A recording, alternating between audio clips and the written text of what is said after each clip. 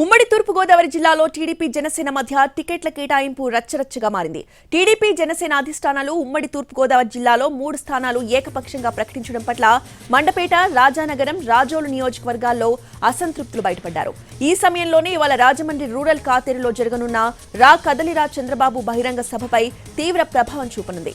పక్కన ఉన్న రాజానగరం నియోజకవర్గానికి చెందిన 230 మంది టీడీపీ నేతలు ఈ సభకు దూరంగా ఉంటామని అల్టిమేటం జారీ చేయడం చర్చనీయాంశంగా మారింది. ఇక ఇలాంటి అసంతృప్తుల మధ్య జరిగే బహిరంగ సభ ఏ విధంగా జరుగుతుందనేది ఉత్కంఠగా మారింది.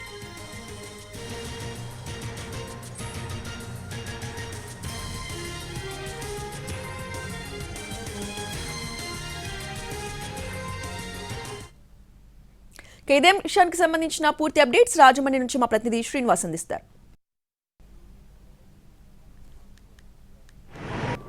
ఉమ్మడి తూర్పుగోదావరి జిల్లాలో టీడీపీ జనసేన సీట్ల పంచాయతీ రచ్చరచ్చగా మారింది. ఎక్కువగా ఇప్పటికే టీడీపీ ఈ మండపేటను టీడీపీకి ప్రకటించడం జరిగింది. అక్కడ టీడీపీ అభ్యర్థి పోటీ చేస్తారని, అలాగే రాజానగరం, రాజోలు నియోజకవర్గాలకు సంబంధించి ఇక్కడ జనసేన పార్టీ పోటీ చేస్తుందని చెప్పేసి ప్రకటించడం జరిగింది. ముందుగా ప్రకటించిన ఈ 3 స్థానాలకు సంబంధించి ఉమ్మడి తూర్పుగోదావరి జిల్లాలో రచ్చరచ్చగా జరుగుతుంది. దీని ప్రభావం ఈరోజు జరుగుతున్న టీడీపీ అధినేత చంద్రబాబు నాయుడు రా కదిలిరా సంబంధించి బహిరంగ సభ మీద తీవ్ర ప్రభావం చూపుతుంది.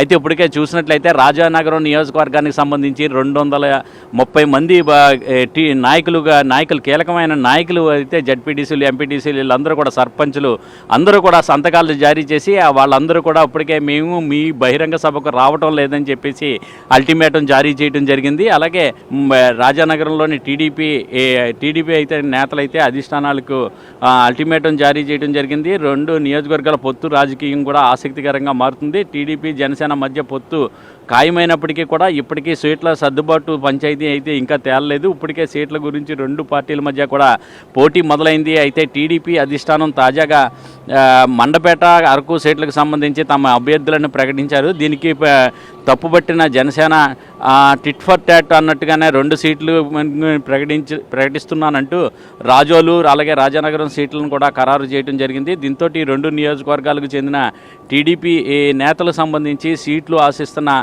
నేతలు ఆగ్రహం వ్యక్తం చేస్తున్నారు.